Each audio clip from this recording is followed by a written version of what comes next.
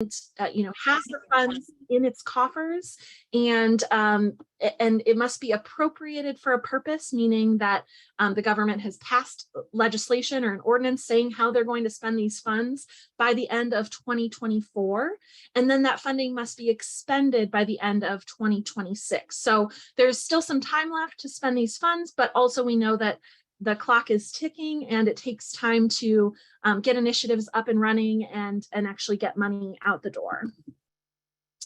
I also wanted to point out something that I think is really of importance to this audience, and that is that in July, the Treasury Department issued guidance, updated guidance, urging the use of recovery funds to build and preserve affordable housing. And so they made a couple of changes to the guidance to provide additional flexibility to use those state and local fiscal recovery funds to boost the supply of affordable housing.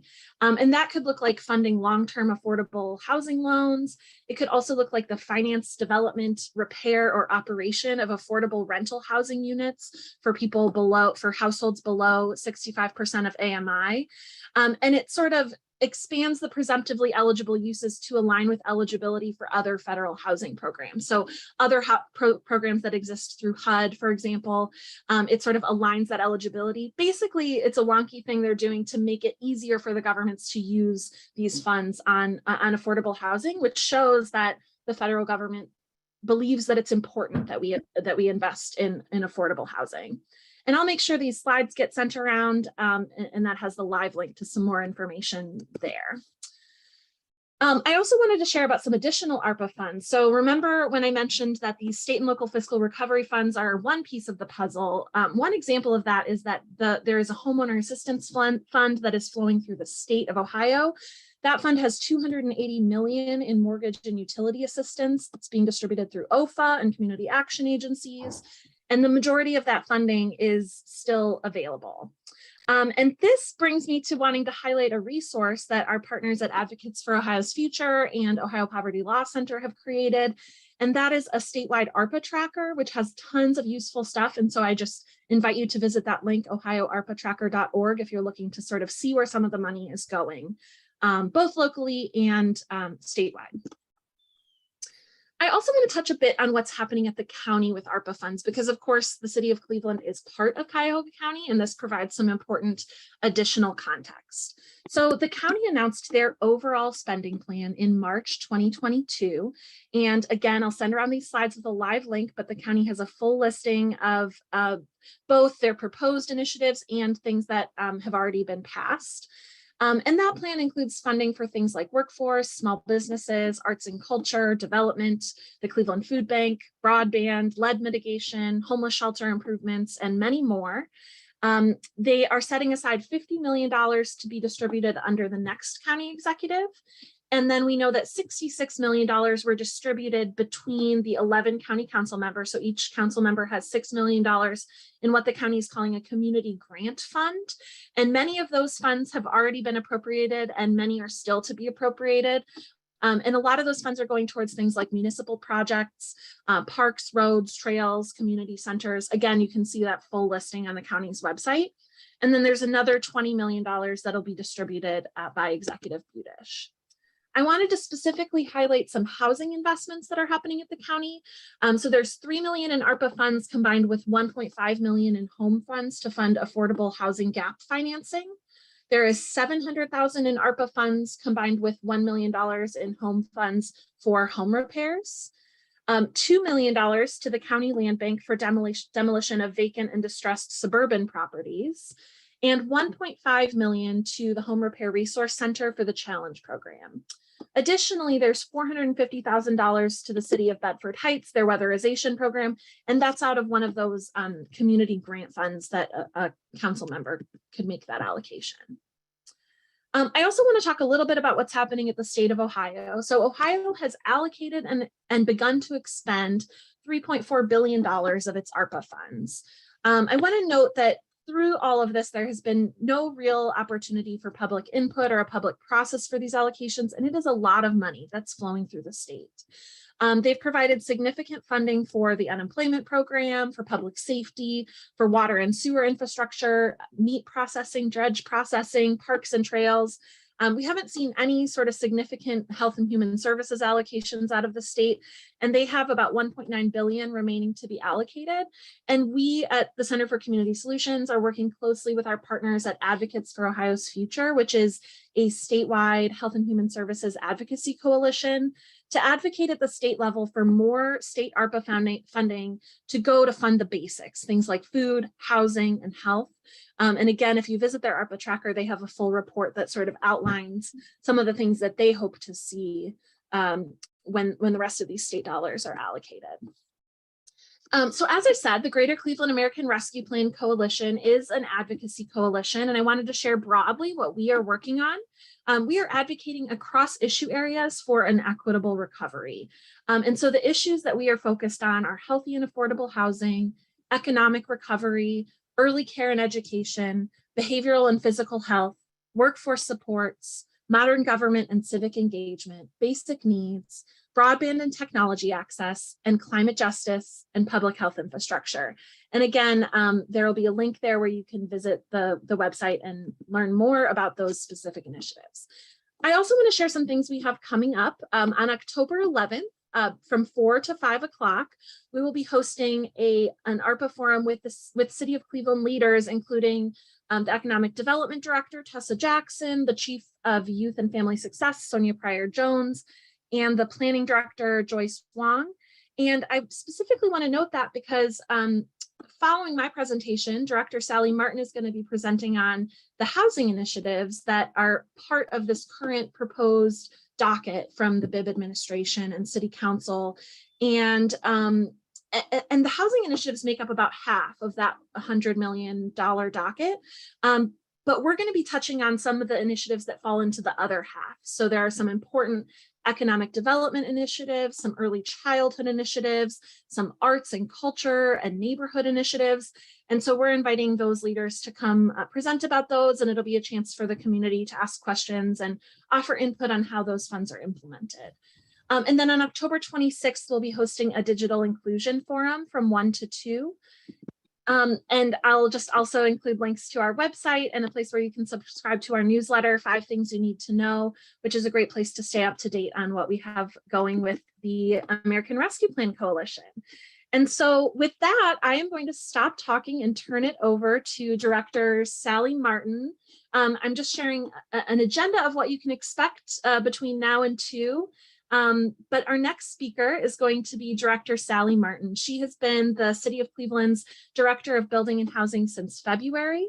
And in that role, she oversees code enforcement activities and construction permitting, and also works on key housing policy issues for the city. She previously served in the housing director role at the City of Euclid, and she will be introducing us to the city's housing proposals out of this docket of ARPA spending, and also sharing more about the city's ARPA process. And so with that, I'm going to pass it over to Sally.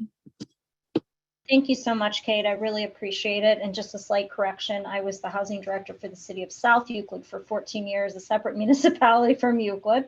And one of my colleagues, Keith Benjamin, is actually going to be monitoring the chat today. So very happy to have him here as well. So there's a lot of money at stake with ARPA, and the Bibb administration is taking this extremely seriously and has developed a vetting criteria for any and all proposals that come in for ARPA. So my goal today is to acquaint you with that process, how it will work in the city of Cleveland, and then let you know what's being proposed in the first round of funding only for housing initiatives. So there are other things being proposed, and as Kate said, she's going to be having a forum in about a week to tell you more about all of that. But our focus today through this forum is going to be only on housing initiatives. So one of the early moves of the Bibb administration was to set up a Center for Economic Recovery. And this is a team of people who are vetting all of the ARPA proposals that come in either internally from priority leads, which you'll hear more about, or externally from other partners. So the goal is to be strategic. The goal is to be intentional and very transparent. So nothing will be done in the shadows here. You know, everything is going to be out in public, and we want to get input from our partners. And we have taken the input from our partners already under consideration. And I think that's what you'll see with the 3 proposals that we're putting forward through ARPA. So these are the individuals that are part of the Center for Economic Recovery. So as you can see, it's some members of the cabinet and also members of city council, not city council members, but their staff. So they're also sitting on this committee, as is Brad Whitehead, who's a consultant and a senior fellow with the Brookings Institute. So a great deal of thought and care went into the vetting team. And we internally have to pitch to them as well. Next slide, please. So the process as proposals come in, and it could be a project lead, and I am a lead for housing, or what the bucket they're calling Housing for All. We develop the framework for each of the priorities, and then we pitch them to the Center for Economic Recovery, and the center assesses the proposals using an evaluation guide. Then they can recommend proposals for one of the funding docket rounds. So we're having our first funding round now. We will have multiple funding rounds until these funds are expended or allocated. So then we will go to the center, make our pitch. They may kick it back and say, you need to do more work on it. And they're a pretty tough crowd, I have to tell you. The first pitch was not easy. They had a lot of criticisms of everything. And then we would come back to them with strengthened proposals, and then they run it through the partners to make sure that this meets with the stringent requirements of ARPA. And then it has to go to city council. So no matter what the Bibb administration wants to do, city council gets the final vote in how these funds are expended. Next slide. So the evaluation of all the proposals go through these different buckets. Strategic alignment. Does it align with the fundamental priorities?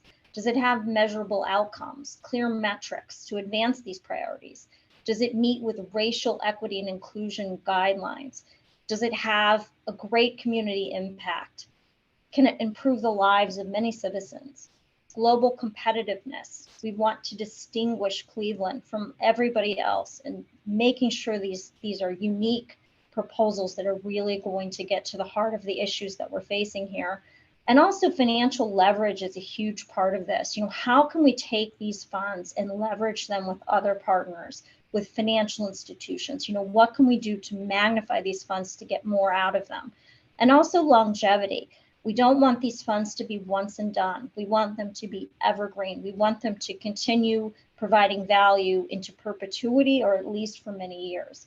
And also environmental sustainability. As with everything in the Bibb administration, everything goes through the lens of environmental sustainability. Next slide, please. So for docket 1, which is what is currently being proposed to council, there's 102.5 million proposed.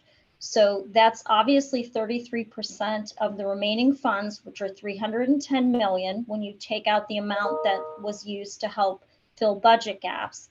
And of this docket 1, what we're seeing is that 6 of 10 priority areas designed for ARPA have been touched. So housing being half of this money, because obviously the Bibb administration recognizes that housing issues come to the top all of the time in critical needs in the city. We all drive the city. We all see what needs to happen.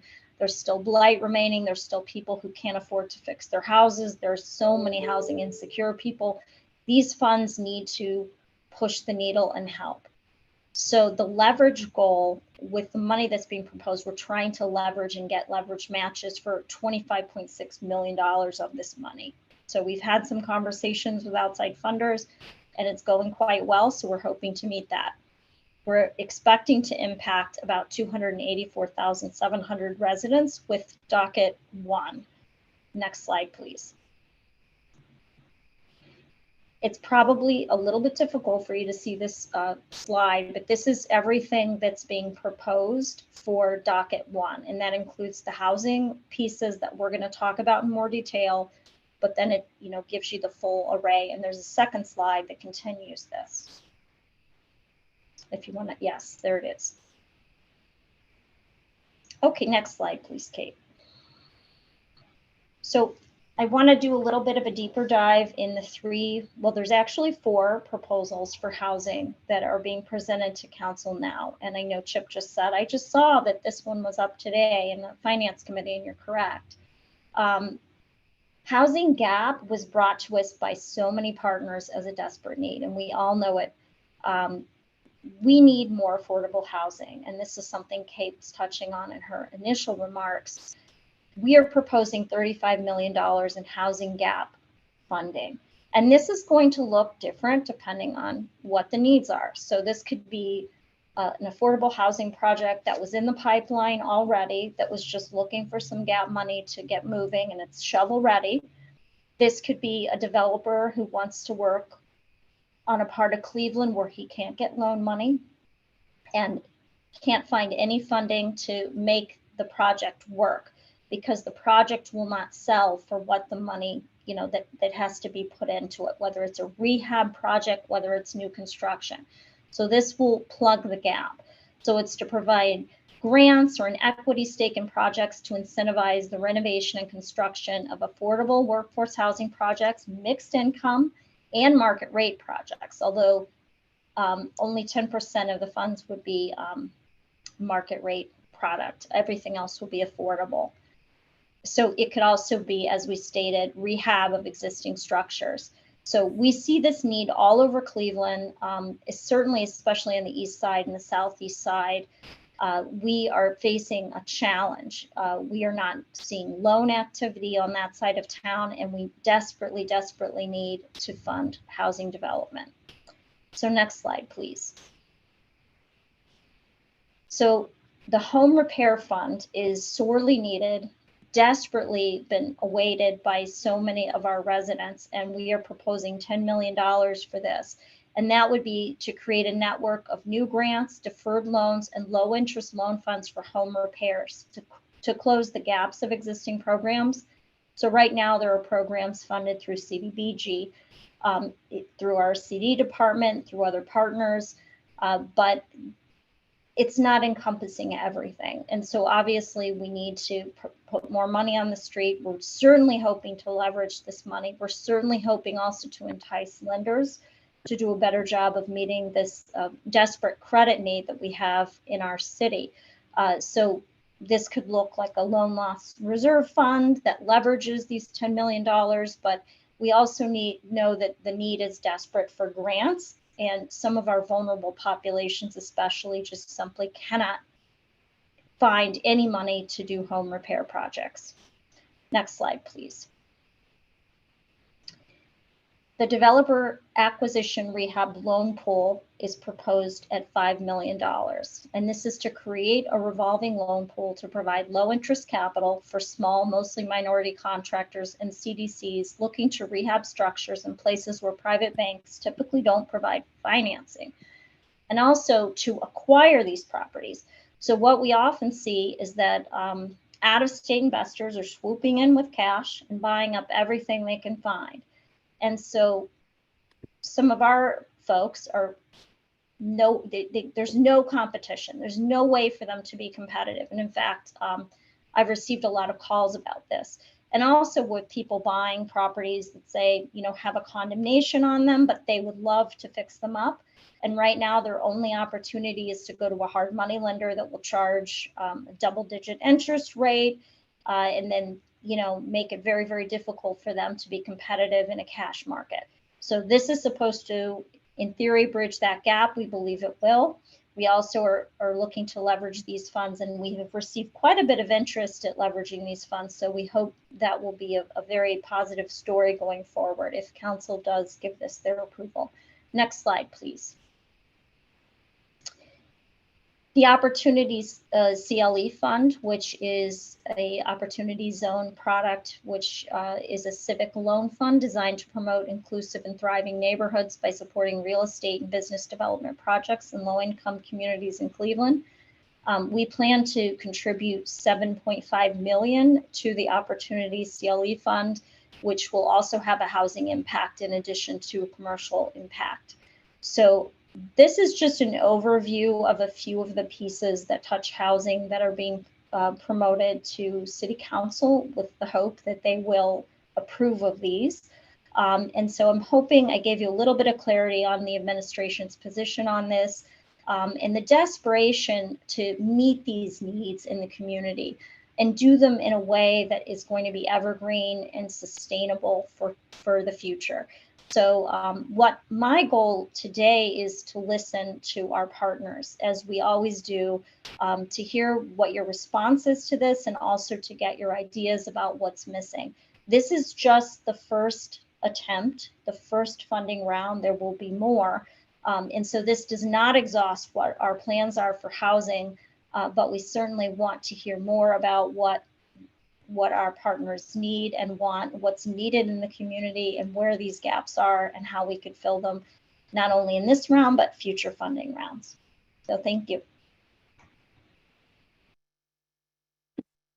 Thank you, Director Martin, for that presentation. And just so folks know, you will have a chance to ask questions. You can type your questions as they occur to you in the, are we asking folks to type them in the chat box or the Q&A? I think it's the Q&A. So you'll type those questions in the Q&A, and we will get to them at the end of the panel. And so I invite our next panelist to begin his presentation. We will be hearing from Kevin Nowak from CHN Housing Partners. And Kevin, I believe you have a presentation to share. I do. Thanks, Kate. Hi, Kevin Nowak, Executive Director at CHN Housing Partners and the President and CEO of our mortgage lending company, CHN Housing Capital. Just before I go, I had to say, Director Martin, this was an excellent presentation. Really appreciate you and your thoughtfulness through this, and as well as the administration's thoughtfulness and transparency as you work through this ARPA process. It truly is a once in a generation type of opportunity, and great. And I really appreciate seeing you and leadership at the city taking it as that. So I do have a presentation, and I'll try to do this right the first time, even though we've been doing this 2.5 years. There's the potential to mess up that share. All right, everyone can see a presentation. It says housing priorities. Perfect. Okay. So the first two things I just want to say here, follow up to some of what I just said, which is one, the issues that we are having today are issues that we had in the before times, right? They haven't gone away. It's something that there are items we've had to address, issues we've had to address in our community. And COVID and the pandemic have often made us more aware of them or made them more acute. So, a lot of this isn't something new. But it's really important as we're thinking through these investments that we're strategic about it, we're thoughtful about it, we're making sure that we're seeding system change, and we're really take this opportunity to build upon the significant investments that the city and the county have made, throughout this pandemic. In that we have had a significant amount of federal emergency response. Right, we need to be managing the transition from this emergency, federal response, really to a system that has it's a robust ecosystem of both federal and local supports. Federal and local supports for homeowners, federal and local supports for renters, for everyone in our community. And there's three particular areas I'll focus on today. One of them being rental assistance, the second being home ownership, and the third being home repair. In rental assistance, I think, as most of you know, CHN has been, the lead agency on rental assistance here in Northeast Ohio. There's been almost $74.5 million that have been deployed since the beginning of the pandemic in rental assistance. And in this scenario, we've proven out a few things, right? One is that it is possible for us to have an entry point that people can enter into. And be able to get a robust set of services, and what we've done is we've created something called Northeast neoRentHelp.org, which really has been the central point that that tenants and landlords have become familiar with, as part of this pandemic response. It's also, when you think about data and the use of it, when you think about a broad kind of city or countywide approach, we've been able to map and to understand why people are coming for rental assistance and where they live, right? And who their landlords are. And we have a real opportunity now also to engage landlords in a more robust way than we ever had before. There's over 6,000 individual landlords who have been part of the rental assistance program. Other than, Director Martin's database for rental registry, I'm not sure that there's any other database that has more robust information about the landlords who offer naturally occurring affordable housing within our community. But really, it's about taking this federal response, this COVID emergency, and transitioning it into this future system where we look at emergency assistance, both, still some being related to the pandemic as we think about ERA $2 and non-COVID. Thinking about how we can utilize non-emergency assistance, whether it be in shallow subsidies, in more eviction prevention counseling. I know Antoinette's on the call, something that ESOP and CHN, both engage in, heavily. Federal funding for COVID-related issues, but then also home, CDBG, other funding. And I think most importantly, us expecting for ourselves that we make local investments in housing stability and not just rely on limited federal resources. Local funding can be more more flexible than federal funding can be. So making sure that we're creating a trust fund or other recurring revenue stream that otherwise can be used to support eviction prevention and have other tenant supports. The second piece is in home ownership. So in home ownership, thinking through a robust, fully resourced system for home ownership. And Director Martin covered a couple of different key components of that in her presentation. One of them being home repair, one of them being access to capital for developers to be able to engage in the acquisition rehab that we need to see at a much larger scale here in Northeast Ohio. And there's really 4 components, all of which could be supported, through ARPA. One of which is purchase mortgages, right? Those traditional home mortgages, but those being more flexible, whether it be direct capital for those mortgages or it be in the form of a loan loss reserve, providing greater access to people to be able to buy homes, better access to capital. Second is down payment assistance. One of the key factors in people not being able to not get to the finish line in buying a home is down payment assistance.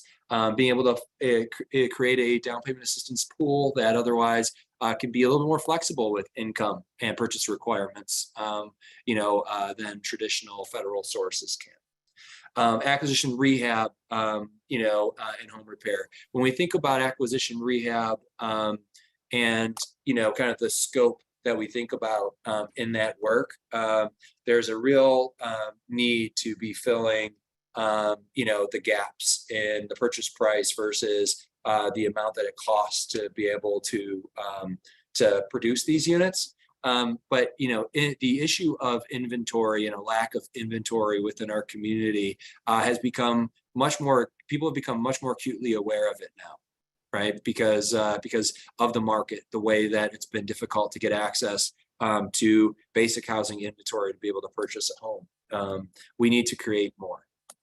And finally, home repair, really creating a kind of a flexible pool of dollars that allow for us to help low moderate income homeowners and maybe even landlords be able to improve homes. In that home repair effort, as Director Martin had laid out, it is incredibly important that we think about layering of various resources. And we think about this not as transactional, but a holistic approach, right?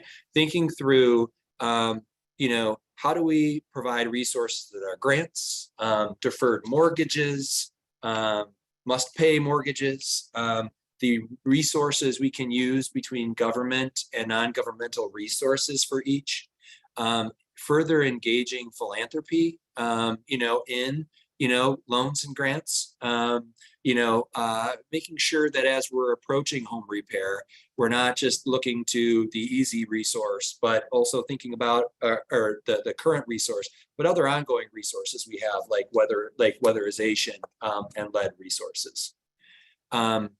Which in that model really leads us to, with a fully resourced model, a whole home approach to home repair.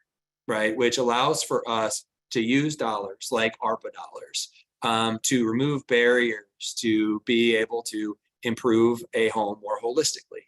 So imagine a world where, you know, someone has a hot water tank that otherwise needs to be repaired. They call someone because they need that repair.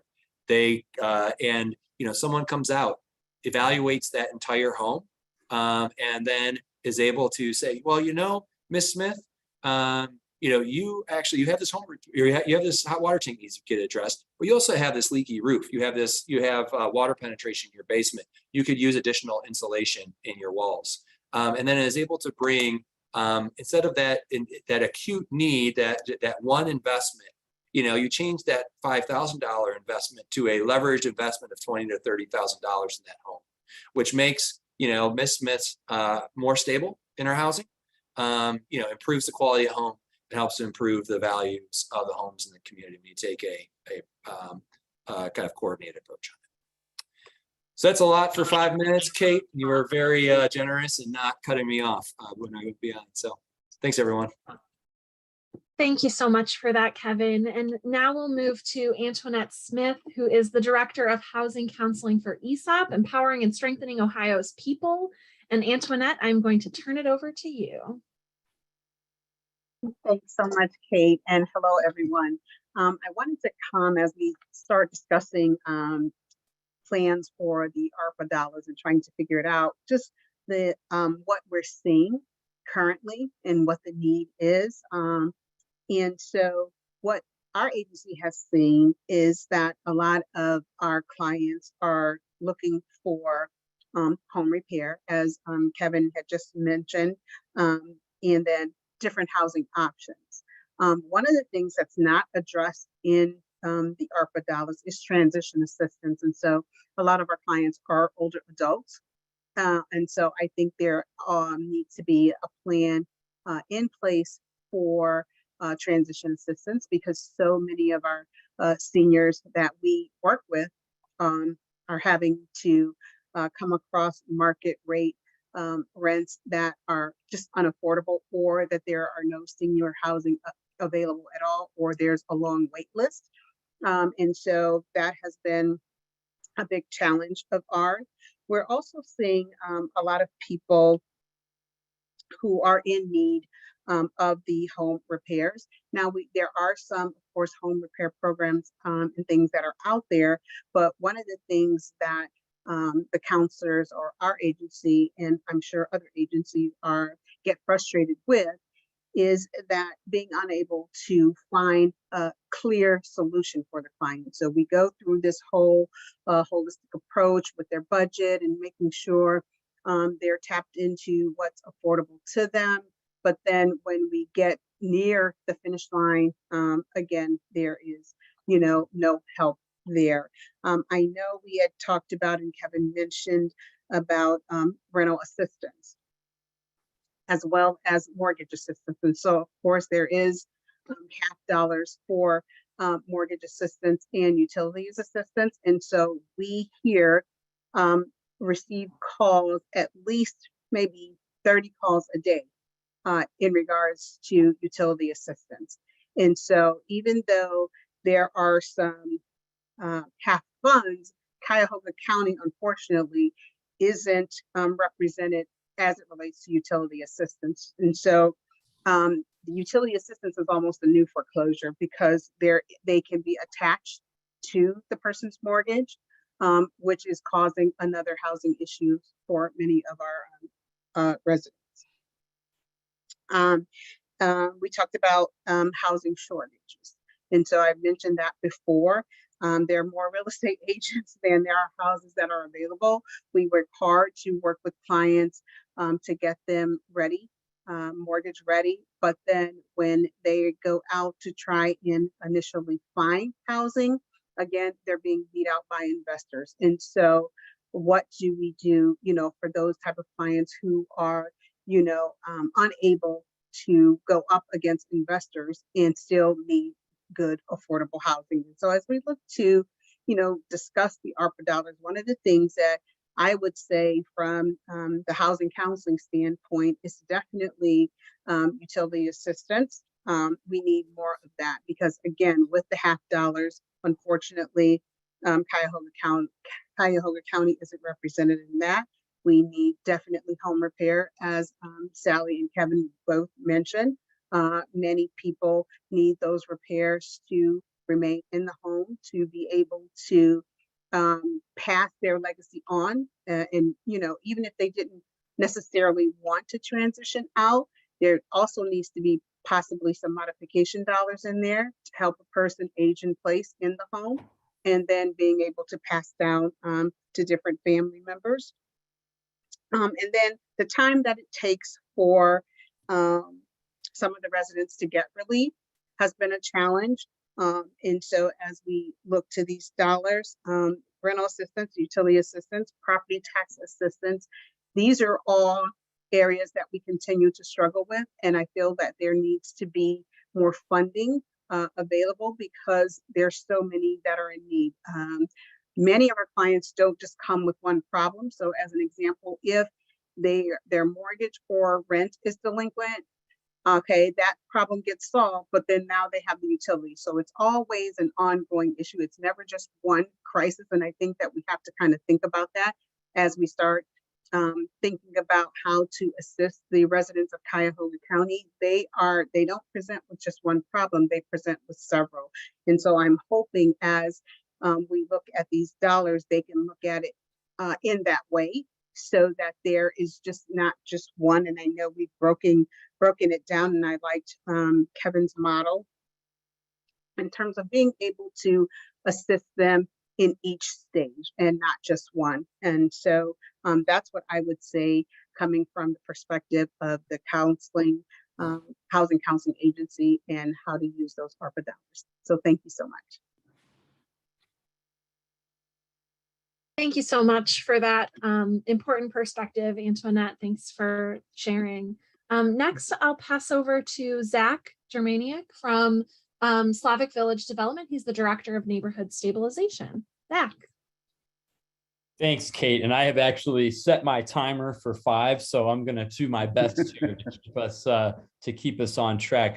Thanks, everyone, for being here. And I'm really coming to this issue really from the trenches as a practicing attorney who has spent pretty much the better part of 10 to 12 years, if you include my time as a law fellow at Cleveland Marshall's Urban Development Law Clinic, but really the better part of 10 years, really actively boots on the ground, working in a neighborhood, which unfortunately, and I think a little undeservedly, kind of became the poster child, or the kind of the whipping post for all the ills which manifested after the 2008 foreclosure crisis. There's an old saying that, if you look at the demographics, what's happening in Slavic Village can more or less be tracked to serve as a stand-in for the city as a whole, where in a sense our neighborhood is almost the very similar demographics to the city as a whole.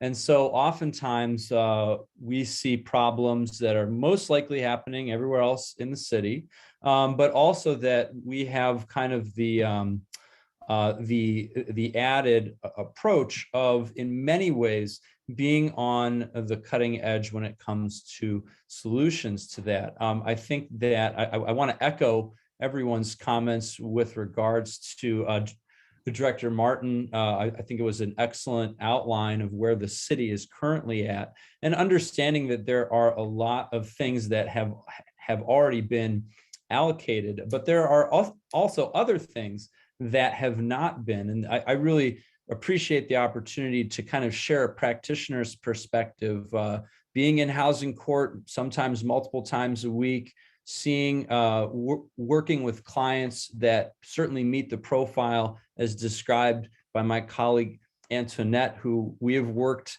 on some cases together. So I absolutely understand exactly what you're talking about when you say that clients present with more than one issue. I think in some regards, I'm just going to keep my comments brief as to what we've kind of experienced as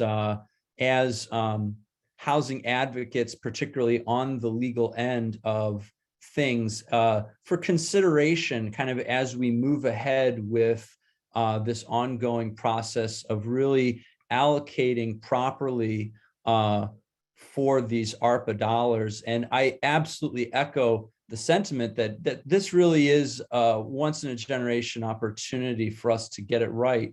So I think really on the front end, I really want to emphasize at the start the importance of providing the necessary wraparound services for those households that are struggling and do have multiple issues. I'll give you kind of one case example. A homeowner, low to moderate income, there's money available to do some rehab work. It's not necessarily an access to capital, but the one barrier happens to be access to insurance, because no qualified contractor is going to go onto their property and do the kind of work necessary if there's no homeowner's insurance policy. I think that is something that does need to be looked at. As much as access to capital is a crucial component, I would just also urge that, there are other things that are involved in the home repair process beyond one entity writing a check and having a qualified contractor coming out. And although I would say that, that process, I think is off to a good start, I would just emphasize that there are many households, low-income households, low to moderate income households that while they may have a roof over their head, some of the kind of the necessary supports and structures are not present. In addition, really speaking to what Antoinette had said, is that when we're talking about senior housing, one of the other things that we really want to talk about in terms of passing that legacy on is there any kind of wraparound support, for example, in dealing with title issues? It doesn't, about twice or three times a year, I have a situation where I have a person living in a house that is still owned by their deceased parent. And there's no opportunity, or it's incredibly difficult for them to try and access the proper resources in order to not only transition that property into their own name so that they can take advantage of resources that are available to homeowners, but also to really ensure that we don't have a situation where now properties don't have any responsible party on title, because that can certainly get more complicated if that's left unaddressed. I know that I'm at time, but I would just really encourage the process to really consider that the wraparound services are an essential part, and that if we're talking about making targeted interventions, I would also encourage that in the process of addressing home repair issues and landlord-tenant issues, I would encourage a proactive approach, surveying, and also really looking at how to intervene early on where there's a landlord-tenant dispute that may exist, of really trying to intervene early on with some additional supports to ensure that that tenant can really actively and effectively assert their rights before an eviction proceeding begins. That includes things like rent escrow. It includes things like asking for copies of leases, rents, and receipts. I did my best. I'm sorry I'm a little over. This is a huge topic in 5 minutes. We'll do what we can. Thank you. Thank you so much for that, Zach, and hopefully we'll have some more time during the Q&A to speak a little bit to these issues as the audience is interested in digging in. With that, I'm going to pass it to our next speaker. That's Chris Nastric, who is the Executive Director of NEOC, the Northeast Ohio Coalition for the Homeless. Chris, take it away. Thank you so much, and just humbled to be on this in this conversation with all of you. And it just seems such an important topic in our community and this once in a lifetime opportunity. And I think it's important to take stock of like the work that Northeast Ohio Coalition for the Homeless does and recognize that, you know, when all of these systems are failing, that we recognize that people are turning into the emergency shelter system to seek help and refuge. And recognizing that the great disparity that means when 85%, if not 95% of the people that are entering into our shelter system are people of color, particularly Black folks in our community. And so I think there's an important opportunity that ARPA offers us to really look at our history and right the wrongs of racist housing policy and land theft that has ravaged our community. And so I would propose that, we use ARPA to hire researchers to study and estimate the amount of wealth that was lost by communities of color on the land we now call Cleveland, and determine the best way to compensate each individual descendant and impacted community by following their leadership. I think that would give us a deep understanding of what actually it means to do the work of ending racism and equity in Cleveland. I think in that same note, I think one of the things, we need to continue to move to empower renters and tenants in that work. And discrimination is still rampant in our community in many different ways. And with new legislation, I think coming down and being enacted around pay to stay and hopefully source of income, that beginning to look at how ARPA can implement and fully fund and enforce fair housing in our communities and begin to build our muscle to investigate and enforce violations seems like a really good use to begin to move forward in that way and continue to build capacity in those areas to investigate and enforce violations of discrimination. And then I think, like, what does it mean to implement a affirmatively furthering fair housing rule throughout all of Cleveland and how these funds are being allocated? I think kind of just being more specific about what we're seeing, I think it's really interesting because I don't think, 3 years ago, I would have sat on a panel that said affordable housing, we're in a crisis of affordable housing in Cleveland. I think many times we mentioned that Cleveland is still very affordable, but what we've seen is that indeed affordable housing is an issue, and housing stability should be at the top of our priority list. Some of the things I think we're seeing as we're working with neighborhoods around and organizing around housing issues is just the tremendous condition issues facing Cleveland housing stock. We have worked with people that are paying rent in condemned homes. We have worked with tenants in a building that was unsafe and also condemned, and everyone needed to be relocated.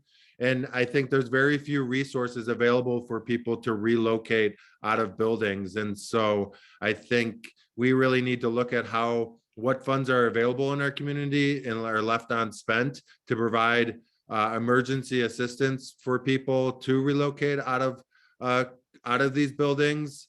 That would be from to hotels, to finding another unit, to financial assistance to pay security deposits, first and last month's rent. And I would second very much the utilities issue. We are seeing that very heavily in as we're working with folks. And I think with that, that needs to be available for us to, build capacity in code inspection, receivership, and repairing homes. I think we hear a lot about that, but I think I've heard Sally, the director, talk about kind of moving forward on code inspections, but I think we really need to have something in place where we're able to support the tenants that are there and be able to safely relocate to a safe home. And so building capacity in that sense feels really paramount right now with what we're seeing in the Cleveland housing stock and just the pretty deplorable conditions people are living in throughout the city. I think one of the things I would really want to name is like, we would really want to, and we've heard the need from the people we work with of continuing to build more permanent supportive housing with wraparound services in our community. In recent years, the city of Cleveland and the county have made admirable strides in investing to reduce the population of chronic homeless people living on the street. But I think what we've seen because of the financial and mental health crisis wrought by COVID, that we really need to utilize ARPA dollars to continue to move forward on our plan to end chronic homelessness. And I think kind of, I don't want to say, I would just go through these very quickly, but I think one of the unique opportunities that I think NEOC would see with the use of ARPA dollars would be to save and allow the residents of Euclid Beach Mobile Home to remain in their homes. The current residents want to remain there, and ARPA dollars could be used to support the building of a resident-owned community and expand economic opportunities for homeowners in manufactured home communities. And I would just kind of, any type of shallow rent subsidy is really important, and I think we need to offer that. I've heard that many times already. And I would just say on the homeless front, the continued striving to fully decongregate homeless shelters is important and needs to make sure that we accomplish that by the end of this funding. There's lots of data and information out there to show the success of having decongregated spaces, both in achieving affordable housing. And I think the other thing that I would say on homelessness, I know shelter, but that we really need to begin to think about funding a non-congregate LGBTQ plus shelter in our community and what that would take to make that happen. We are the epicenter of the murdering of Black trans women in our community, and so many trans folks don't feel comfortable going to shelter, and other LGBTQ identified people, and just really knowing that as particularly young adults are experiencing homelessness by being shunned by their families, that how can ARPA be used to really kind of build, to move us out of the binary and build a safe place for young adults and people that identify as LGBTQ to have emergency shelter. And so I would end it there. 5 minutes goes really fast. But, I'm thankful for the time and being able to speak here. Thank you, Chris, for that presentation. We'll pass it to our final panelist here before we go into the Q&A, what I assume will be a robust Q&A. We will be joined by Ed Stockhausen, who's the Senior Vice President of Advocacy and External Relations for Cleveland Neighborhood Progress. Ed, take it away. Ed, we cannot hear you. This better? Thanks.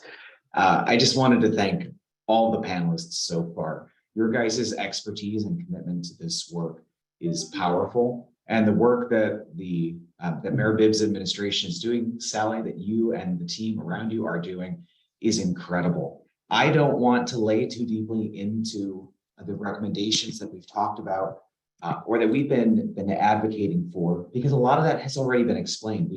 We've seen it introduced, and so many of the partners on this call have been helping advance these recommendations since over a year ago, when some of these first conversations about the American Rescue Plan were germinating, and we were thinking about what sort of investments Cleveland really needs, both to recover from the pandemic, but also to right systemic wrongs because of redlining, systemic racism, predatory lending in our neighborhoods, everything that has caused that has stolen wealth from households and families in Cleveland, and that's really held our city back.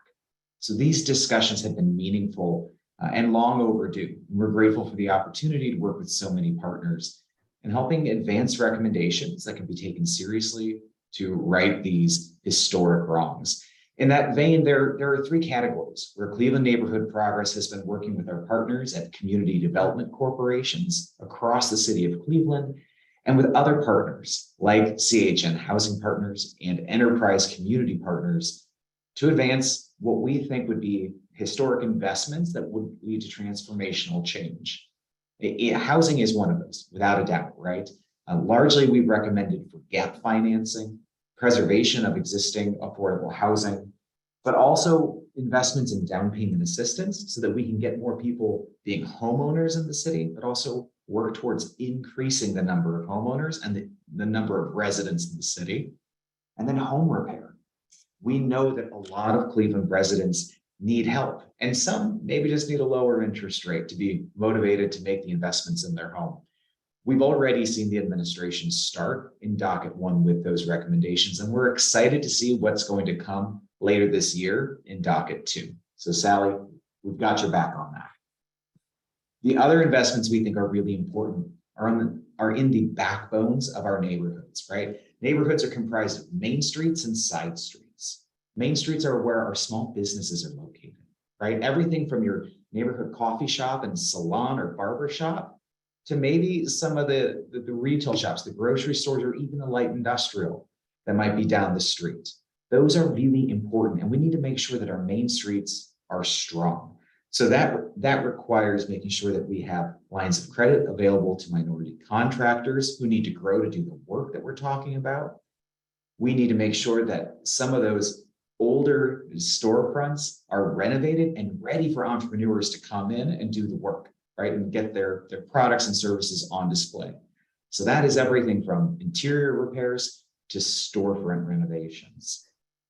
We think all of these investments are really important. The city's got a lot of those programs, but it's time to really invest. And we're excited to see where the administration goes with those recommendations. Last, we think that there are very valuable investments in quality of life. Everything from our rec centers to our tree canopy to multimodal or multi-purpose bike lanes across the city. These are things that help connect our neighborhoods. They increase our quality of life, and they help people want to be here. Because at the end of the day, we don't just want people coming into the city and its neighborhoods, we want them staying here. So those are the 3 categories that we've been advocating for. Again, that's housing, economic development on our main streets, and quality of life investments.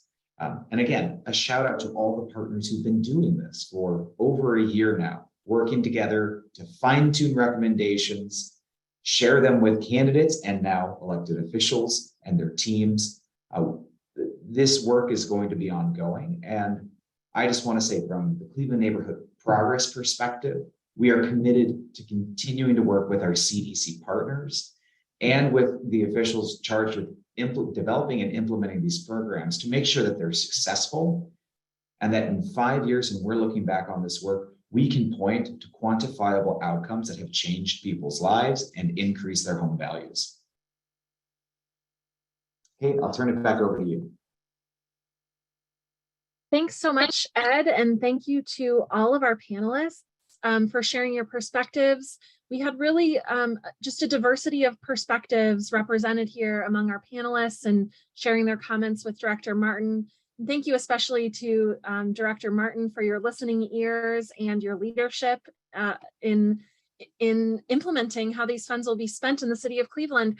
And with that, I'm going to pass it to Keith Benjamin, who has the Herculean task of moderating the Q&A portion of the event. Keith. Thank you. We'll run through as many questions as we can. I see we've got some time here. The first question, and a lot of these will be going to Director Martin. Will ARPA funds support residential facilities like group homes in the city of Cleveland? I can't answer the question directly. I would imagine that it could be potentially a use. And I think it would have to be vetted as all proposals through the Center for Economic Recovery. So the framework that I described before is how everything that comes to us would be vetted. So it certainly would not be an excluded use. It would just depend on how it fits in with the strategic priorities. And as a follow-up to that, and I think some of this Kate had originally mentioned at the very beginning about having some ARPA forums at the library, but what is the process for involving Cleveland's youth and having youth voice in the decision-making and planning process? I think, the youth, as well as any disenfranchised population. The Center for Economic Recovery is looking very closely also at LGBTQ, refugee populations, and certainly the voice of the youth, I think is an important and valid voice to be at the table. So we are trying to do way more listening than talking as the administration. And so having listening sessions and listening to our stakeholder partners, including youth and including disenfranchised populations, is a critical priority. Hey, Keith, hey, just to jump in here more as a housekeeping thing, are these questions, are you specifically directing them to Sally, or is this opportunity for kind of conversation and panel engagement? Because I also have response. No, these questions are open to any members of the panel. Great, yeah. So, I mean, I think that one, I'm pretty sure I might be the youngest panelist by at least a couple of years. So I don't know if I'm included in the youth category, but I'm going to go with that. So I think speaking from, I think this is really where having engagement at the neighborhood level is really, really crucial. And it's really something that I know that we do at Slavic Village, and I know that there are other community-based organizations that do youth outreach and engagement work. And I mean, I think that the role, I think that Cleveland's youth are included in the decision-making process to the extent that decision makers actually listen. Just going to put that out there. We listen to the young people in our community in Slavic Village because we want them to stay. We want them to feel that this is their neighborhood. In many instances, we have specific summer programs specifically for the youth in our community. And I think I would just kind of make a comment that, you know, be open to listening, that it seems like there are those conversations happening, but, you know, even in your own neighborhood, listen and see how you can translate those voices into, you know, constructive action.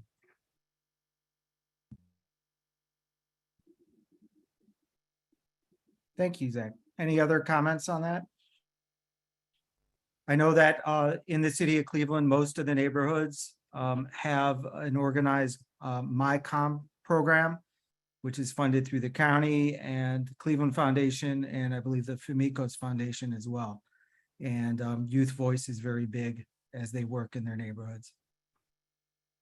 I'd also add that, if you don't mind, I'd add that our chief, Sonia Pryor Jones, is very, very engaged with the youth and with MyCom, and is very much part of these ARPA discussions. Thanks, Sally. Moving on to the next question. In terms of assistance for homeowners who've been adversely affected financially by COVID and the pandemic, can ARPA funding be used to fix code violations that are not affordable because of financial hardships? That is the 100% intent of the home repair funding pools that we're proposing to council, that we hope will get approved. Thank you. The next question, of the city of Cleveland's 500 million, is there already a list of what's been committed? The question here states that it's his understanding that over half already has been. The slides, which I believe will be made public because this is recorded, have everything listed that has already been funded. So of the original 510 million, 310 million is proposed for funding in this round one. So some of that was used for budget shortfalls. Thank you. Some of these questions I see, Sally, you already answered in the Q&A, but I'll go ahead for the public and ask them anyways. How much money is budgeted for demolition, particularly commercial industrial demolition?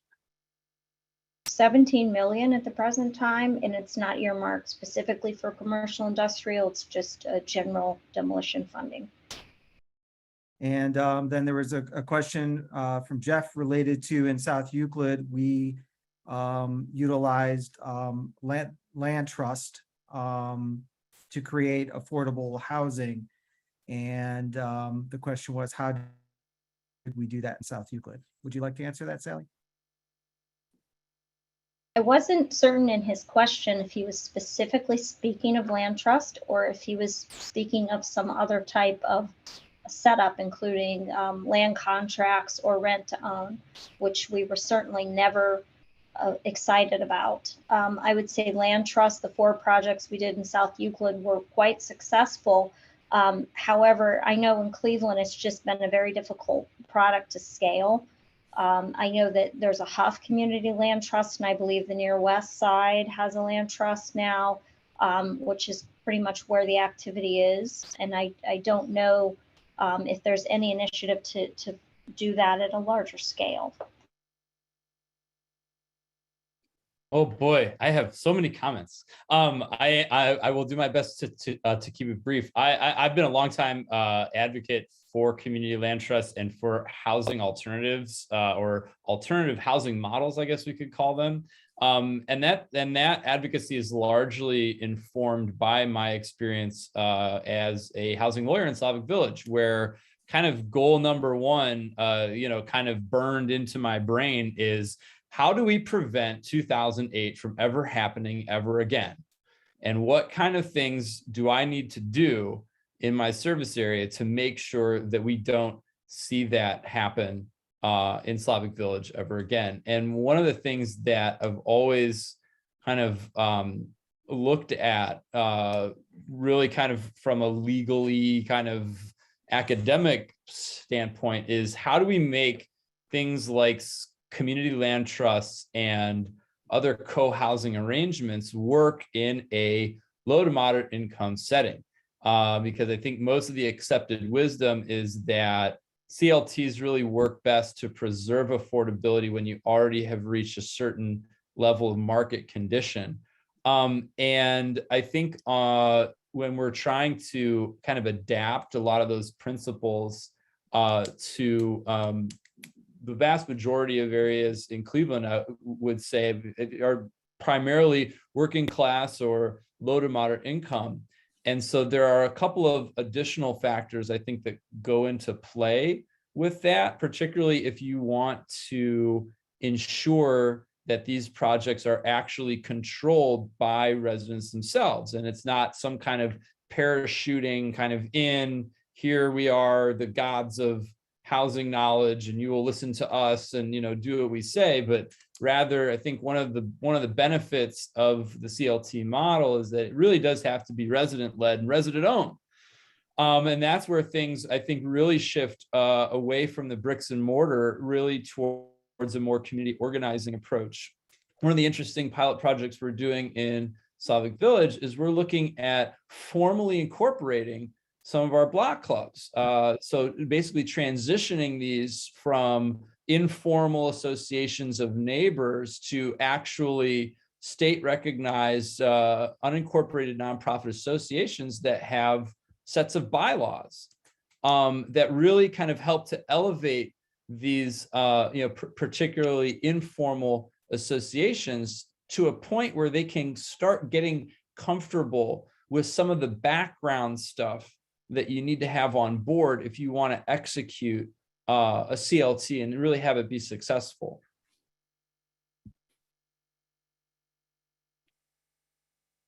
Thanks, Zach. Any other comments on land trusts? Hearing none, we'll move on to the next question. Jack would like to know who quarterbacks the process of putting together the loan grant process for repair or rehab projects. Is there an RFP process? There will be an RFP process. That is, once council approves the funding for that use, there would be an RFP process, which of course, we would certainly be talking to stakeholders as well about setting that up and making sure that there's no unintended consequences with the way that program is designed, because we want it to work well. Thanks, Sally. Mhm. The next question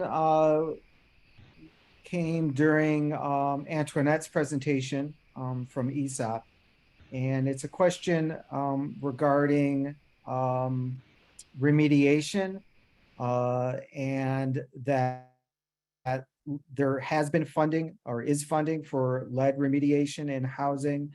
But this person asks about mold issues and what is the plan to address mold?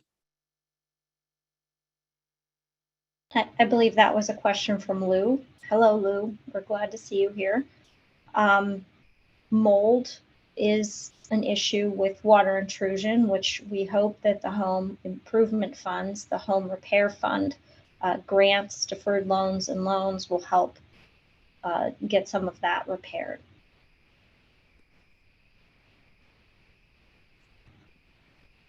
Thank you.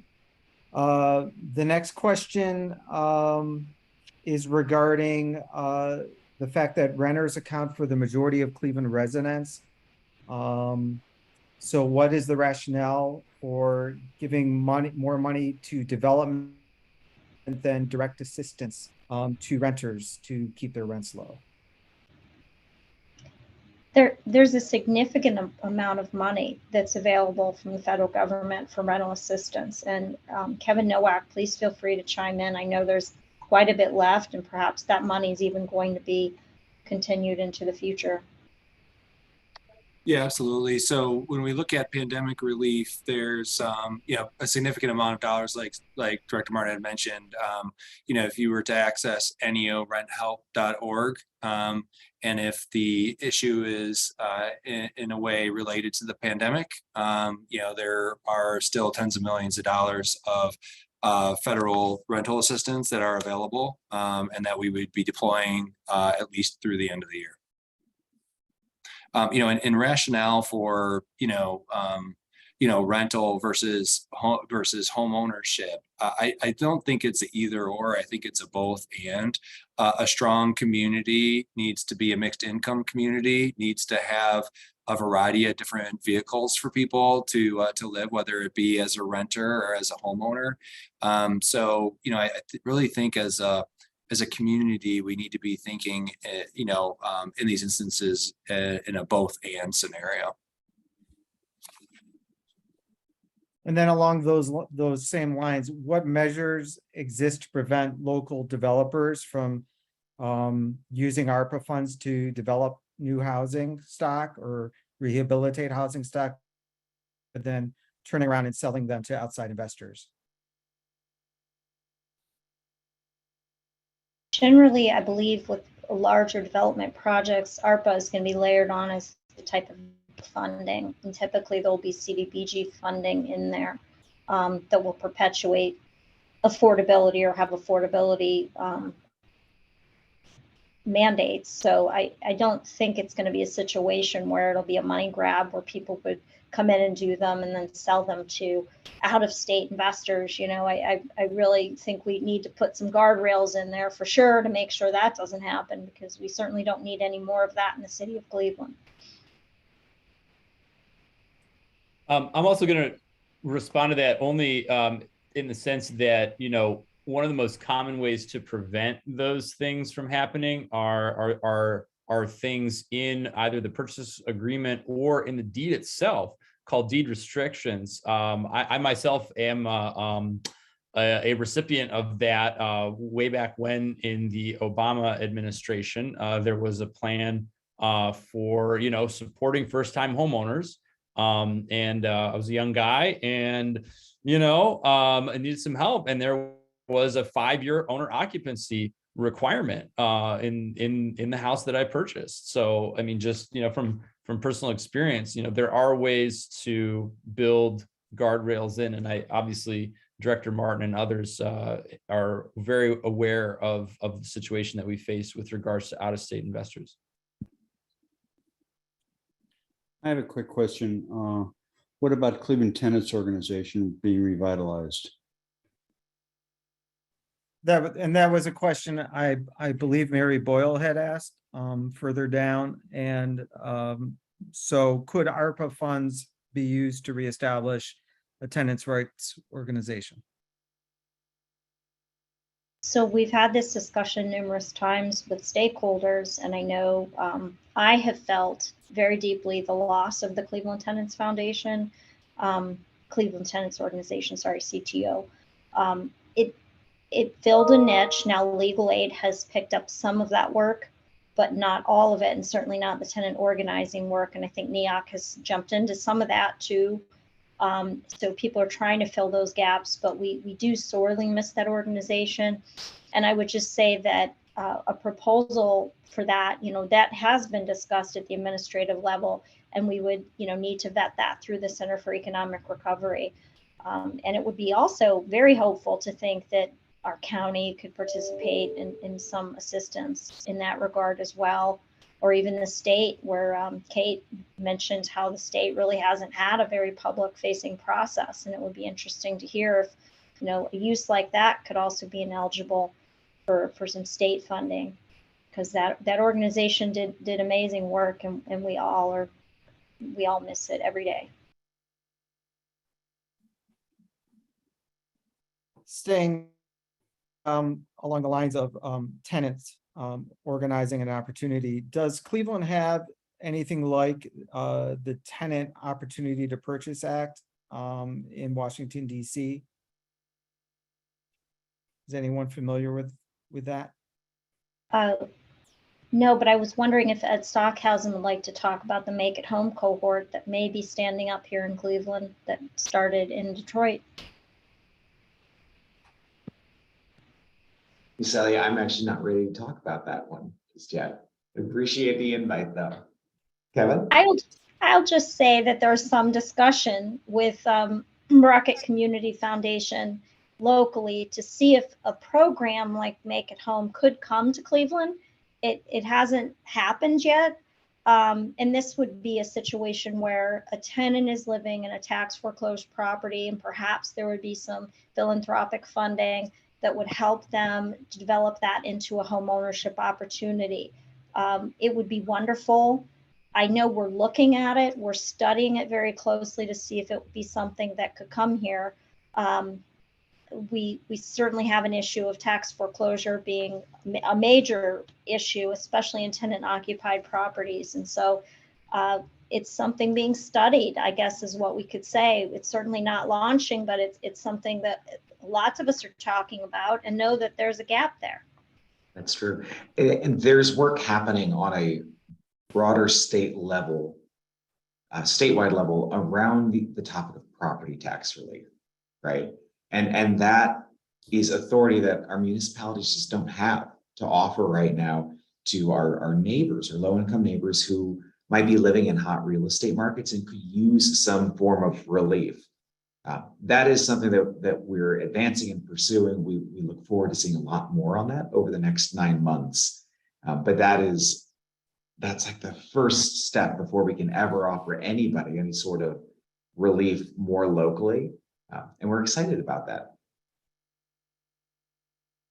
Yeah, the Make It Home programs helped. I think it's over 1,100 renters become homeowners in the city of Detroit. So it's the way that it's been established there. And if we can replicate, as Ed had said, some of the kind of statutory authority that we need to make sure is in place to make it as effective as possible, it could be a really strong tool here for Cleveland and Cuyahoga County. So, Director Martin, thanks for bringing that one up. That's a perfect example. In terms of, again, restoration of housing and new housing, will renovations be required to meet any sustainability benchmarks, LEED certification? I believe the standard that the city uses is Enterprise Green for city subsidized projects. Correct me if I'm wrong. One of you who works frequently with the city, yes. Yeah, that's a typical standard. I would one of the things that I would suggest, and I think the city is right on with kind of standards it's using, is there's a careful balance between a LEED certification, which adds a significant amount of cost to an individual improvement by the virtue of its standard, and the cost benefit for that particular household, and the overall pool of dollars that we have. So establishing a standard like enterprise green does make a lot of sense. But it's actually this really careful balance that even all the way from the Obama administration, I had been part of a working group that was evaluating kind of the best ways to bring energy efficiency into homes and single family homes in a market, and is something that's been kind of this constant tug and pull where we all have this. Well, I won't say we all. A lot of us have a desire to see a more green, environmentally sustainable community that also that also translates to a more stable housing environment for many individuals. Our weatherization program, for example, on average is creating a 33% more energy efficiency in a home, but it is not necessarily in and of itself, it's not city funded. It's not in itself necessarily meeting enterprise green or LEED standards. So there's a lot to consider there. Thank you. Moving on to a question about ARPA funding to fund emergency shelters and homeless shelters. What pot are these funding dollars, ARPA dollars, coming out of? Is it a housing, or is that health and human services?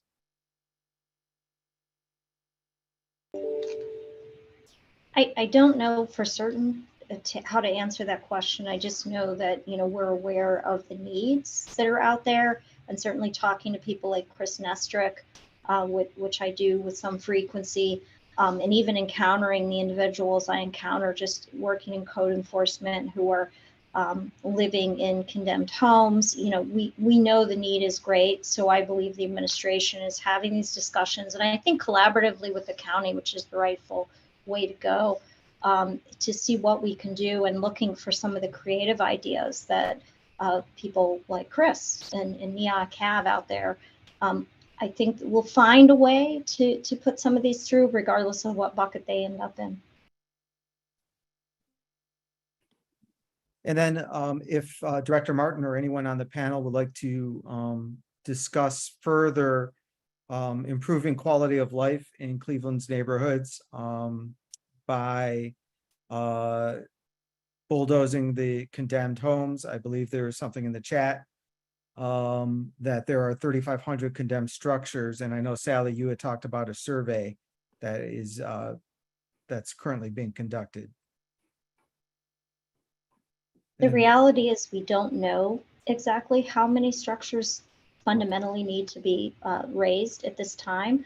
So we are launching a door-to-door property survey with Western Reserve Land Conservancy. That's in front of council right now. We believe it will be approved and will start in the later part of this month to really get at a precise number. But right now we know that they've allocated approximately $17 million towards demolition. So we do have funding to do that, and we plan on continuing with the blight removal. But I do want to caveat that by saying that if we do find some structures are salvageable, our hope is that with some of the funds that we're hoping to put out through ARPA, we can save those properties and create affordable housing opportunities so those are not lost. So we know the importance of blight removal. We intend to complete the job, but we also are mindful of not wanting to remove potential affordable housing that someone could have that could be sustainable for them by being too overzealous with the demolition.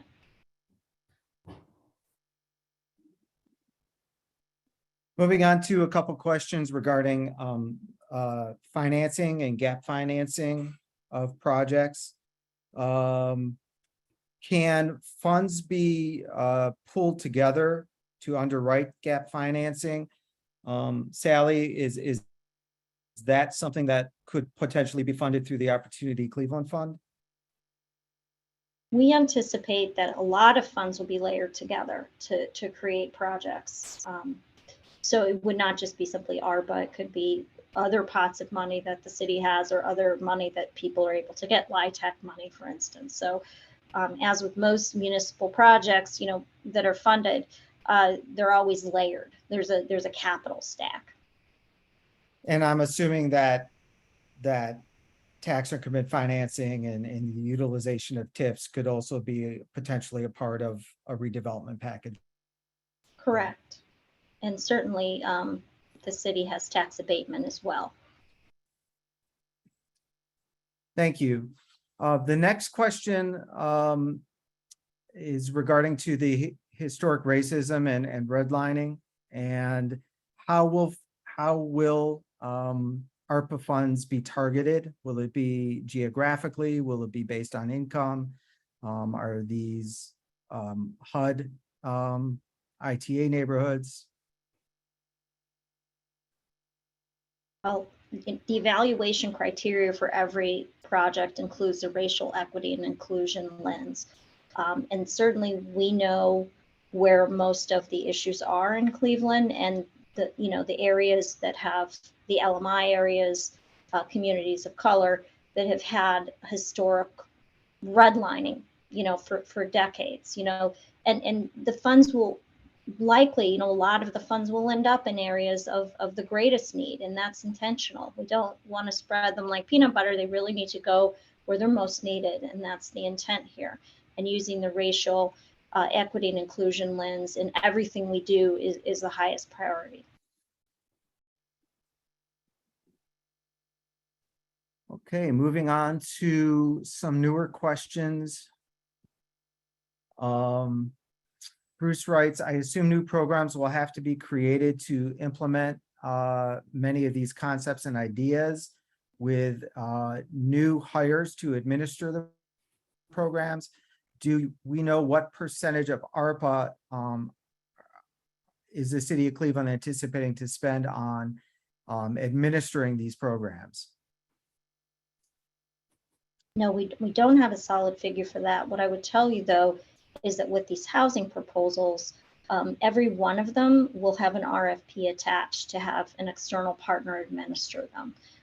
Some portion of the gap funding will be administered in-house for projects that are already in the queue, in the pipeline for funding, but the majority of what we're proposing for this first tranche of housing will all be administered via an RFP for a third-party partner or partners to help us get those funds out very expeditiously. Thank you.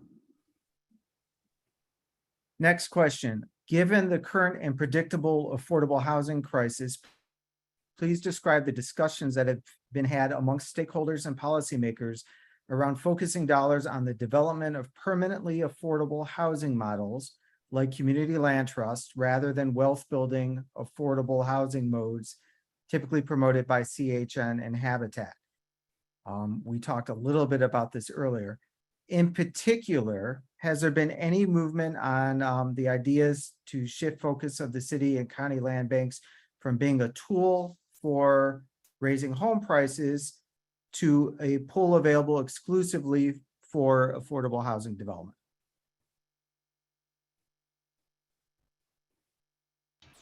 The vast majority of the money for the gap funding is for affordable housing projects. So I don't know if Kevin Nowak has a reaction to this question, because it seemed a little bit directed in your direction. Sure, I go back to the both and. I think CHN as an organization, we do a fair amount of home ownership, but we've actually produced more rental units in the last 5-10 years than we have that are permanently affordable than we have home ownership units. Fun fact. But when you think about in our community, first, home ownership is one of the greatest sources of wealth building in our country. Right? People having the opportunity to continue to reinvest in that is important. Also, you see neighborhoods that have a greater percentage of home ownership oftentimes being more stable neighborhoods. And you see people who are homeowners oftentimes being more stable overall from a housing perspective. So, but homeownership isn't for everybody. What we try to do at CHN is empower people to have that choice between, being a renter and being a homeowner, and helping them to get from where they are to where they want to be, whether it's to be a long-term renter or a homeowner. But, I think we need to be thinking in a both and here. I'd go back to that point rather than a either or.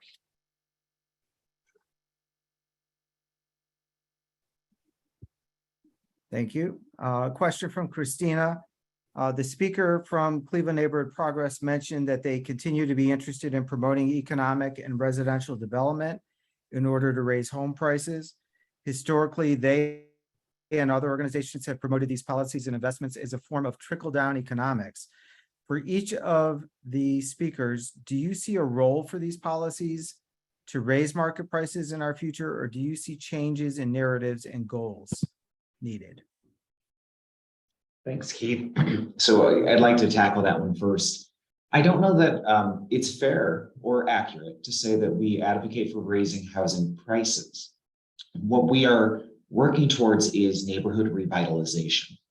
And that means stabilization of home values, right? Because the worst thing that can happen is Mrs. Jones, having bought her house and raised her family in one of our Cleveland neighborhoods, and then we fast forward 3 decades and suddenly her home is worth less today than it was when she bought it, right? That means not only did she not make money, she lost money.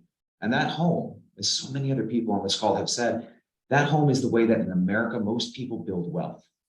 So that when she's ready to leave that home, what we want is a strong neighborhood, right? One that has, because of its commercial elements, because of its residential elements, that those home values have been stable, and probably over the course of decades, the home value has been increasing. So that when she sells that home, maybe that's her nest egg, maybe that's her retirement. That's the thing, right, that she has wealth in. So it is not accurate to say that we are advancing policies that increase home values. What we want for people is stability in knowing that when they invest in a Cleveland neighborhood, it's a good investment for their life and for their family, for everything about what they're trying to do. That's what a strong neighborhood should be. And what we know is that there have been national and just regional problems. So then that they've been systemic, right? It's everything from redlining to predatory lending that have robbed people of opportunity. That is what we are fighting.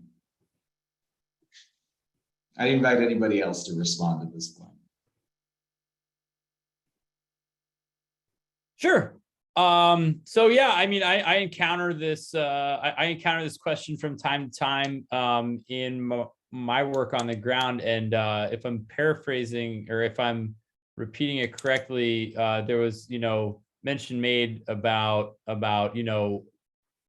interventions in the housing market to repair and create new housing as a form of, I think what they're trying to get at is probably some kind of gentrification angle that, we're just here, building up houses, and that we're not really addressing any of the other issues. I'm pretty hypersensitive to that, considering that I do a lot of work in court and, doing work in a neighborhood like Slavic Village, where, to Ed's point, absolutely getting annihilated by out-of-state, really speculative investments. That, I mean, look, here's how it works, right? You pump a bunch of money in terms of your subprime loans in 2008, right? And you cause a market crash, right? So then you set up your second corporation so that when the property hits, being able to buy a house for $500, you can then swoop in with your hedge fund and your private equity and snap everything up.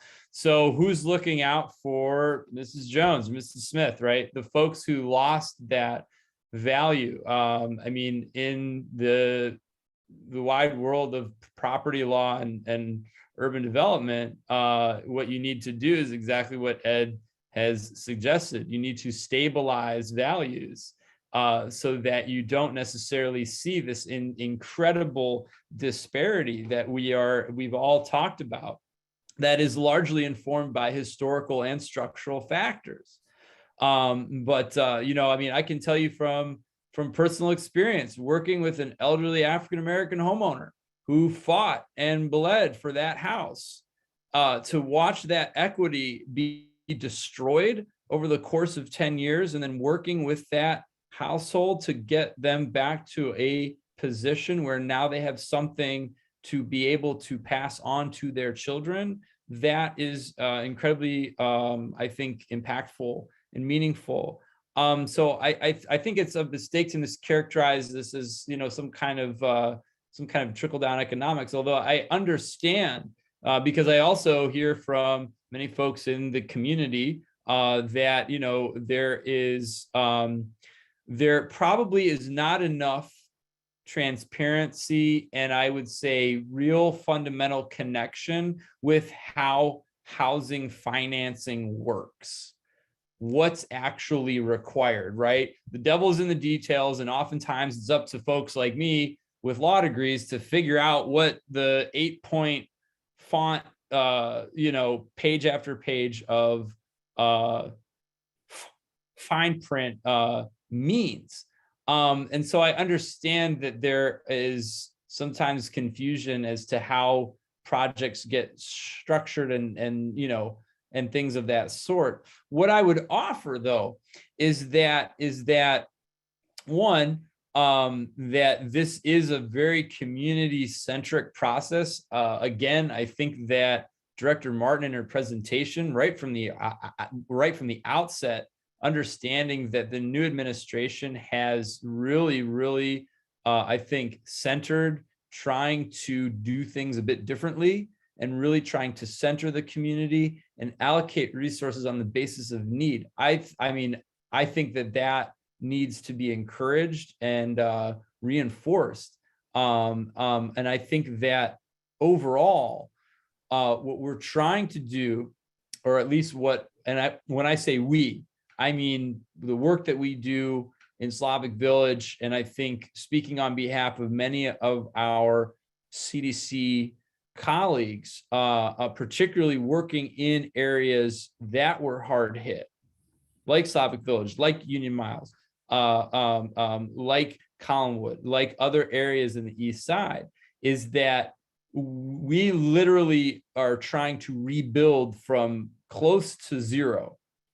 And so, you know, and so I think looking at it from that perspective, and again, I might have just a different perspective based upon the work that I've done in Slavic Village, is that when you're working to rebuild from zero and you're kind of starting from scratch in many ways, to try and create supports and stability where prior there was none, that I think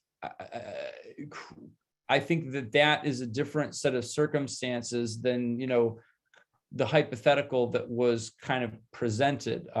Things are not uniform, and I would concur with both Ed and with Sally that, you know, there are long-standing historical and structural barriers that we're trying to overcome using the tools that we have. Just one, I guess maybe two follow-ups here that I have. You know, one is, you know, I just want to echo a lot of what Ed had said in terms of approach to neighborhood revitalization. And, you know, when you're thinking about a non-functioning market versus a functioning market, and that means people are able to buy homes, people are able to rent homes. That doesn't, you know, you need to have a certain level of stability of values and increasing values within a community to do that, as Ed and Zach had laid out, right? The thing, you know, that oftentimes gets overlooked, but that Ed and CNP don't overlook, and they do a very good job in doing a both and, is let's talk about neighborhood stabilization. Let's talk about functioning real estate markets. Let's see those values increasing.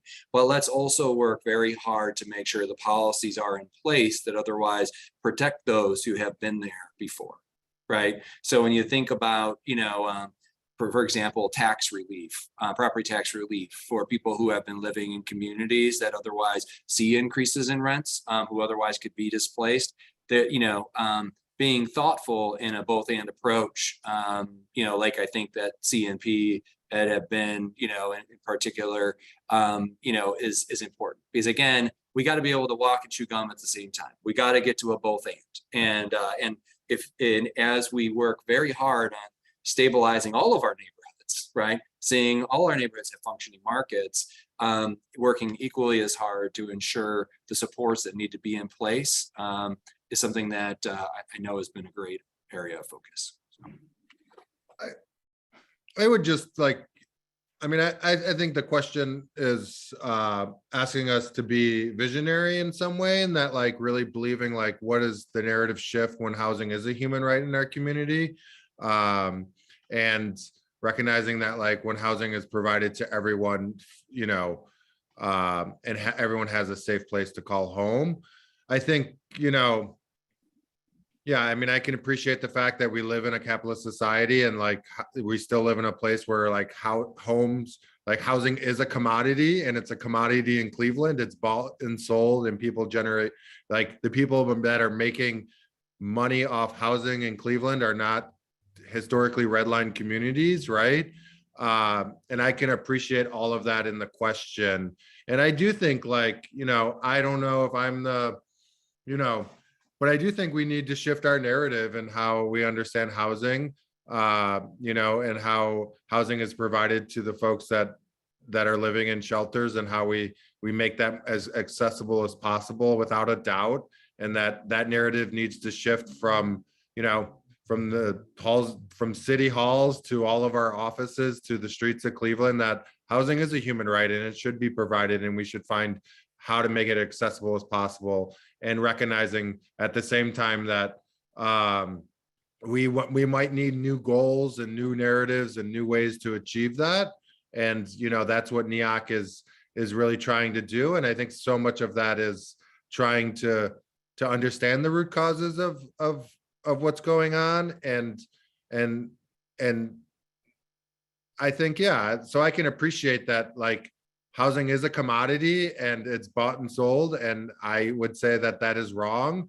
But I'm sitting from where I am in my own particular work and what we're called to do here, which is different than other folks. And but I do appreciate the question.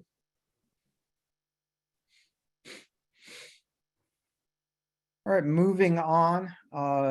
Jay writes, think of support to affordable housing as a three-legged stool. 1 is new development, 2, support to rental and owner-occupied preservation, and 3, requiring investment-owned income property to comply with the municipal housing code. This panel has referenced numbers 1 and 2 during the discussion, but how about number 3? How can we as a community help the city implement an aggressive and effective standard of quality housing on the part of investor-owned properties? Now, Jay, you're talking about code enforcement, and it's my favorite topic, and I could talk all day about that. We have a very aggressive plan to crack down on that. And actually, Jay, you are helping us because we are working with you on the Shaker Moreland properties, which is a wonderful little learning lab for us to figure out how we can test out more of a proactive approach to going after some of these invisible landlords who are out of state and out of the country. So it is my highest priority. One of the things that we're doing too is we have a little brain trust going of people who are working on different pieces of legislation to propose to our city council to help make code enforcement more effective in Cleveland, because as you know, times have changed. The code enforcement that we were doing 40 years ago is no longer effective today. So we need new tools in the toolbox. And one of the people on the panel, Zach Germanek, is right there with us, helping us every step of the way as well. So once again, we take a team approach to everything. We listen to our stakeholders, and whoever has a better idea, we're all ears. And I think together we're the ones that are going to solve this issue.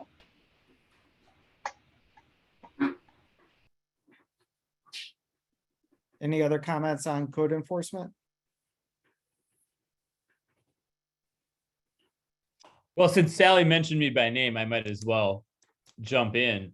Since this, I actually, this is probably the area of law that I probably know the most.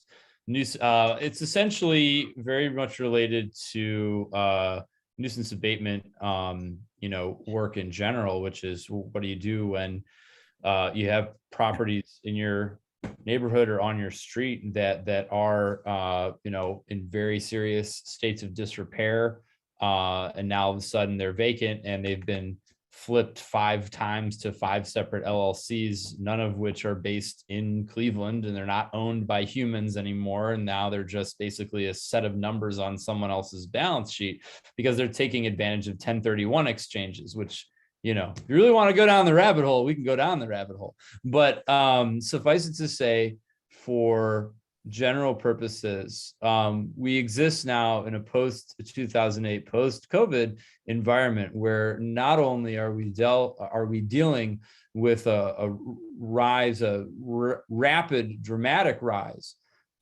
in corporate ownership of property. We wrote a pretty extensive paper on this earlier in this year. We're now coming out of our twin crises over the last 10 to 15 years. Almost a quarter of Cleveland's real estate is owned by some form of corporate entity or some form of non-individual ownership.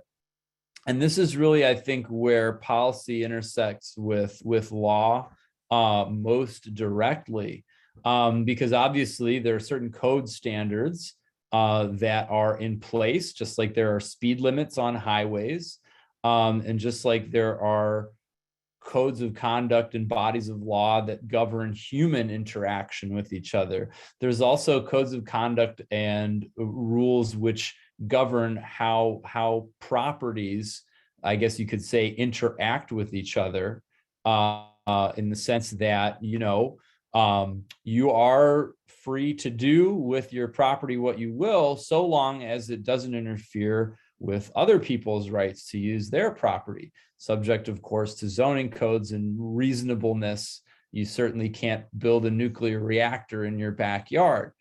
That being said, one of the most difficult parts of this entire process, and I think that it is certainly something that as the city proceeds with their discussion of ARPA, particularly additional funding that comes down the pike, is that we do have a substantial number of structures in this area that are owned by non individuals, right? A piece of paper known as an LLC doesn't breathe the air. It doesn't walk on the leaky roof. It doesn't have to deal with the mold in the basement. Human beings do. And so the very, I think, paramount question there is, how does one effectively hold those entities accountable, given the structure of our legal system? And that would echo Director Martin in that sense, is that we do need to modernize certain processes in order to understand kind of the new reality of how property exists. And I would also echo Chris's from NEOC, that we are in a situation where we exist in a environment where housing is treated as a commodity, and just like any other good or service, there are regulations which govern the buying and selling and owning and operating. And so I think one of the key questions that I think we can all find some some common ground on, is that how can we better regulate and ensure that in the environment as it exists, that we can build up and hold accountable instances where people are abusing certain processes and not following the law, plain and simple. Keith, I think maybe one more question and then we ought to call it a day. There are several questions asking about the process for distributing ARPA funds. And what the we all timeline have a is hard, going forward. not to interrupt, but most of us have a hard stop at 2. So unfortunately, we're probably going to have to wrap it. Okay, well, thanks, Keith. Thanks, Sally. Thanks to all of our panelists. This was a great day. I think this is one of our largest turnouts we've ever had. And there's obviously a lot of interest in ARPA, and we'll keep following this issue as it emerges. And hopefully not everything in America is a commodity. Thanks so much. Appreciate it. Bye-bye. Thanks, everyone.